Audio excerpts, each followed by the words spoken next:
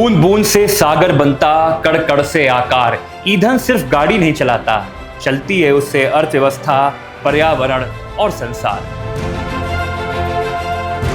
एक बूंद पेट्रोल की कहानी किसानों के खेतों तक जाती है और एक फैसले की गूंज दो देशों के रिश्तों तक सुनाई देती है।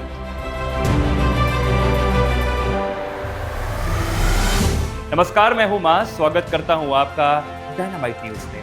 आज बात एक ऐसे मुद्दे की जो पहली नजर में सिर्फ पेट्रोल का मामला लगता है, लेकिन जब इसकी परतें खुलती हैं तो इसमें ऊर्जा, सुरक्षा, पर्यावरण, किसानों की आय, तकनीक और भारत भूटान के रिश्ते सब कुछ जुड़ जाते हैं। दरअसल हाल ही में एक रिपोर्ट सामने आई जिसमें दावा किया गया कि भारत की ऑयल मार्केटिंग कंपनियों ने भूटान को E20 पेट्रोल उपलब्ध कराने का प्रस्ताव दिया। रिपोर्ट के मुताबिक भूटान ने इस पर कुछ तकनीकी चिंताएं जताई और पारंपरिक पेट्रोल की आपूर्ति जारी रखने की बात कही। इसके बाद इस मुद्दे ने मीडिया और सोशल मीडिया पर ढेर सारी सुर्खियां बटोरी। लेकिन सबसे पहले समझते हैं कि आखिर E20 पेट्रोल है क्या। E20 का मतलब ऐसा ईंधन जिसमें 20% एथेनॉल, 80% पेट्रोल मिला होता है। इथेनॉल एक जैव ईंधन है जो मुख्य रूप से गन्ने, मक्का और अन्य कृषि उत्पादों से बनाया जाता है। भारत सरकार पिछले कुछ वर्षों से एथेनॉल ब्लेंडिंग को बढ़ावा दे रही है ताकि विदेशों से कच्चे तेल का आयात एक प्रकार से कम हो सके और हमारे देश के किसानों की आय बढ़ाई जा सके और प्रदूषण कम हो जाए। भारत हर साल अरबों डॉलर का कच्चा तेल आयात करता है। ऐसे में अगर पेट्रोल में एथेनॉल की मात्रा बढ़ाई जाती है तो विदेशी मुद्रा की बचत होती है। साथ ही गन्ना किसानों को अपनी फसल का बेहतर मूल्य मिलने की संभावना भी बढ़ जाती है। अब सवाल यह है कि अगर E20 के इतने ज्यादा फायदे हैं तो फिर भाई विवाद क्यों हुआ। रिपोर्ट के अनुसार भूटान की चिंता तकनीकी थी। कहा गया कि वहां के कई पुराने underground fuel storage tank E20 जैसे एथेनॉल मिश्रित ईंधन के लिए पूरी तरह उपयुक्त नहीं है। एथेनॉल की एक खासियत है कि वो वातावरण से नमी जल्दी सोखता है। अगर स्टोरेज सिस्टम पूरी तरह तैयार ना हो तो ईंधन की गुणवत्ता प्रभावित हो सकती है। इसके अलावा कुछ पुराने इंजन और तमाम चीजें आज के हिसाब से उनके लिए डिजाइन नहीं किए गए हैं। रिपोर्ट में यह भी कहा गया कि भूटान ने अपनी मौजूदा व्यवस्था को देखते हुए सामान्य पेट्रोल की आपूर्ति जारी रखने का अनुरोध किया।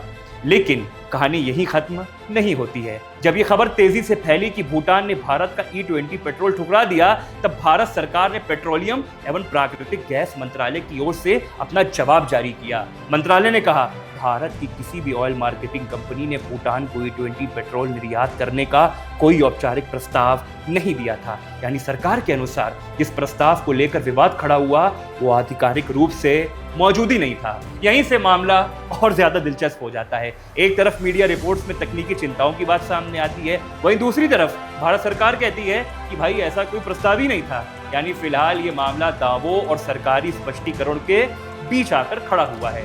अब जरा भारत की E20 नीति को भी हम लोग समझ लेते हैं।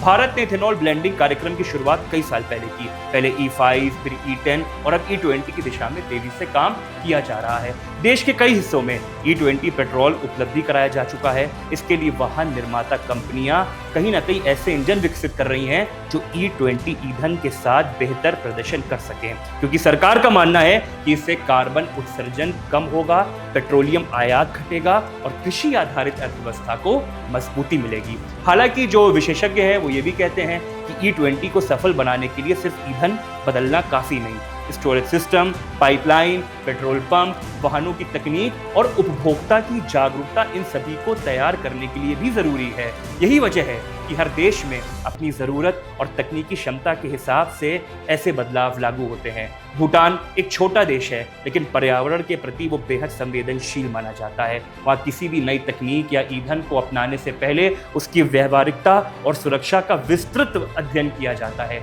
इसलिए अगर तकनीकी सवाल उठते हैं तो उन्हें केवल विरोध के रूप में नहीं बल्कि तैयारी के नजरिए से भी देखे जाए जाते हैं। इस पूरे विवाद से एक और महत्वपूर्ण बात सामने आई है कि आज के दौर में किसी भी खबर को अंतिम सच मानने से पहले आधिकारिक पक्ष को जानना बेहद जरूरी है, क्योंकि कई बार शुरुआती रिपोर्ट के बाद सामने आने वाली सरकारी स्पष्टीकरण में एक बहुत बड़ा अंतर होता है और वो हमने अभी देखा।